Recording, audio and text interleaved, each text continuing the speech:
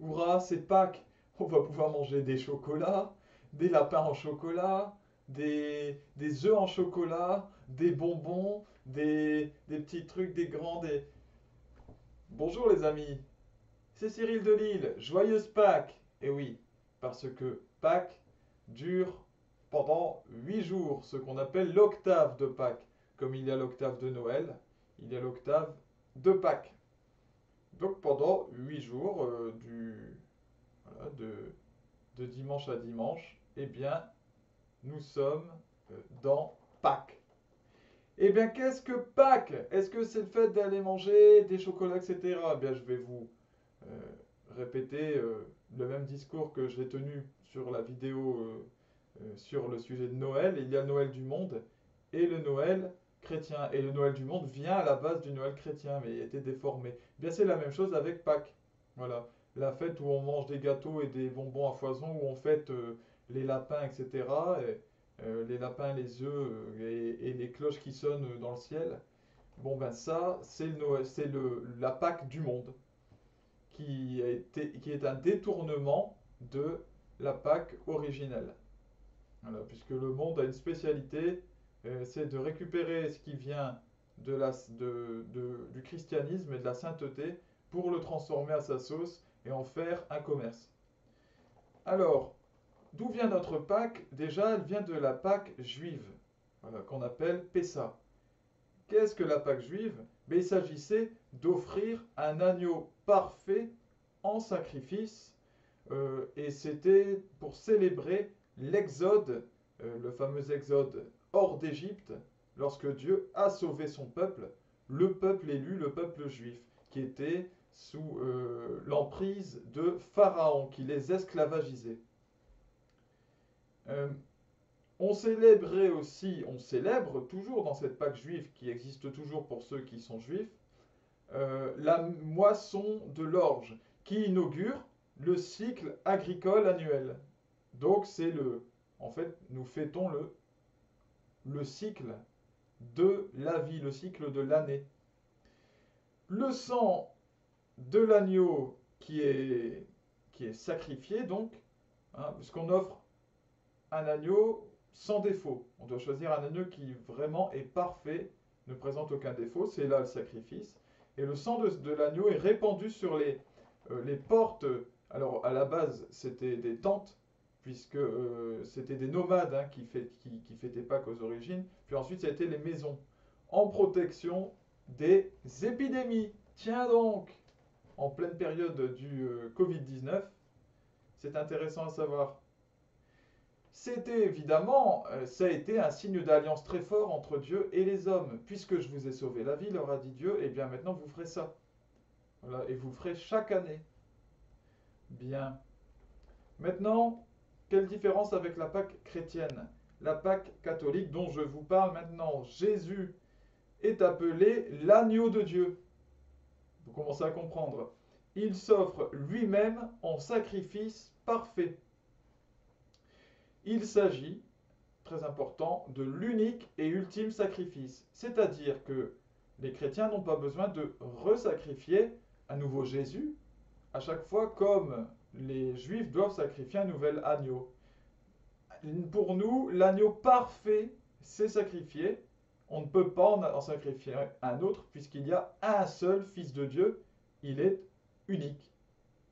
Chaque messe ne fait que répéter cet unique sacrifice qui a été fait par Jésus dans son propre corps. Chaque prêtre n'est qu'un autre Christ à ce moment-là. Jésus est crucifié le 14 Nissan. Nissan, je ne sais pas comment on le dit. Euh, le 14 Nissan, c'est un mois du calendrier juif. Euh, Lorsque l'agneau animal, dans la Pâque juive, est immolé. Au même moment, Jésus est lui aussi immolé, il est crucifié. Ceci, c'est un signe pour ceux qui ont la foi que Jésus est bel et bien l'agneau de Dieu et qu'il était bien venu se sacrifier comme étant l'agneau de Dieu, comme il l'avait été dit. Sa perfection est toute humaine, puisqu'effectivement, il est parfait, absolument parfait, plus parfait que n'importe quel agneau animal, mais c'est une perfection humaine. Comme je l'ai dit dans une autre vidéo, il n'est pas Superman, et il se laisse docilement, volontairement mener à l'abattoir. Parce que, en tant que fils de Dieu, il le dit lui-même, il pourrait, en un clin d'œil, tuer tous ses ennemis, les faire mourir immédiatement, sur une simple volonté. Lui qui a marché sur l'eau, lui qui a changé l'eau en vin, lui qui a multiplié les pains, lui qui a fait tant de miracles, qui a ressuscité des morts, etc. Voilà, qui a été aussi, lui qui est Dieu, donc qui est celui aussi qui a permis à la mer Rouge de se séparer en deux pour faire passer Moïse et son peuple. Bah, évidemment que ce ne sont pas quelques Romains et quelques prêtres énervés qui vont vraiment aller contre sa volonté. Bien sûr que non. Si Jésus se laisse aller à l'abattoir, c'est qu'il le veut bien. Il accepte parce que son sacrifice est nécessaire. Son sacrifice, c'est le nouveau sauvetage de Dieu. Alors cette fois, il ne sauve pas son peuple de l'Égypte et de l'emprise du terrible Pharaon, mais il va encore beaucoup plus loin, puisque cette fois, il nous sauve de la mort et du péché, du mal en nous. On ne peut pas nous sauver plus que ça. Et d'ailleurs, le sacrifice de Jésus représente la révélation suprême de l'œuvre de Dieu pour nous et de son amour pour nous, puisqu'il est allé jusque-là. Ce sacrifice est donc nécessaire pour notre salut. Pourquoi est-ce que c'est nécessaire? Parce que ça a été voulu ainsi par le Très-Haut, par Dieu Tout-Puissant. Et à partir du moment où il l'a voulu comme ça devient nécessaire, puisque toute la réalité est soumise à la volonté du Très-Haut. Mais j'insiste sur ce point, Dieu a choisi que s'abattent toutes les souffrances sur Jésus-Christ. Il lui a plu que Jésus-Christ subisse sa passion, euh, les tortures et la crucifixion. C'est ainsi, par amour pour l'homme. Et alors, attention, le dimanche de Pâques, Jésus-Christ ressuscite. Et voilà, nous sommes dans cette période, et alors ça, c'est ce qu'il y a de plus haut. Dieu ajoute une étape à sa création. C'est immense ce qui se passe à ce moment-là, énormissime. Après, vous savez, les 7 jours de la Genèse, de la création. Le premier jour, il créa ceci, le deuxième jour, il créa cela. D'abord les eaux, ensuite le ciel, ensuite les animaux, etc.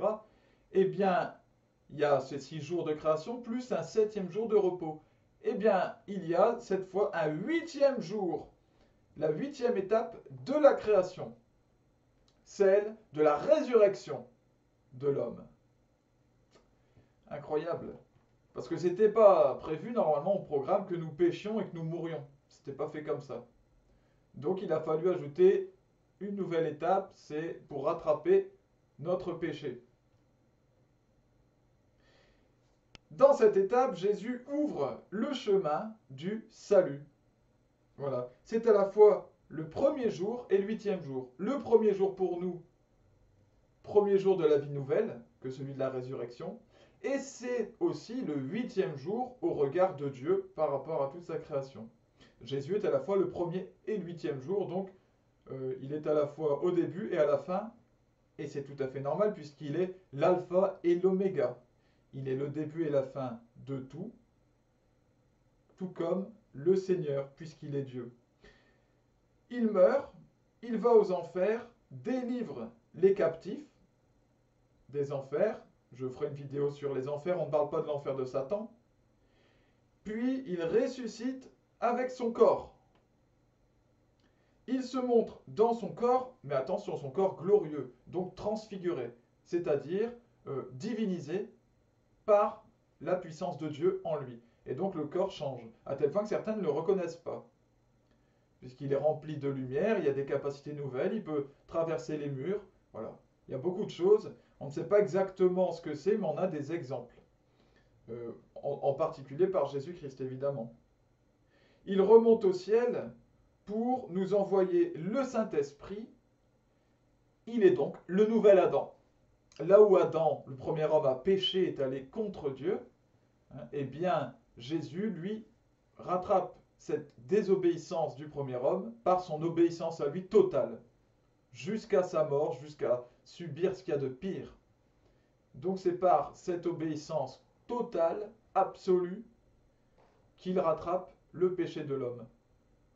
Tout comme d'ailleurs Marie, la Vierge Marie, par son obéissance totale, devient la nouvelle Ève et remplace le péché d'Ève, la première femme. Il est Jésus-Christ par cette Pâque nouvelle et ultime. Il est le premier modèle de la divinisation que nous sommes tous appelés à vivre. Chacun est appelé à vivre ce qu'a vécu Jésus dans sa résurrection et à ressusciter dans ce corps merveilleux, ce corps glorieux, parfait. Encore faut-il accepter cela. C'est tout ce que Dieu nous demande. Voilà, de nous tourner vers lui. Bien. Mes chers amis, très bonne fête de Pâques pour vous. Je souhaite à mes amis, à nos frères aînés dans la foi, les frères juifs, de passer une très bonne Pâques juive, une très bonne Pessa. Et je salue nos frères musulmans qui se préparent au Ramadan. Voilà. C'est rigolo parce que dans cette période, tout est assez proche là. Les fêtes sont assez proches les unes des autres. Que Dieu vous bénisse, vous protège par son Fils Jésus-Christ. Prenez soin de vous. Salut à vous les amis.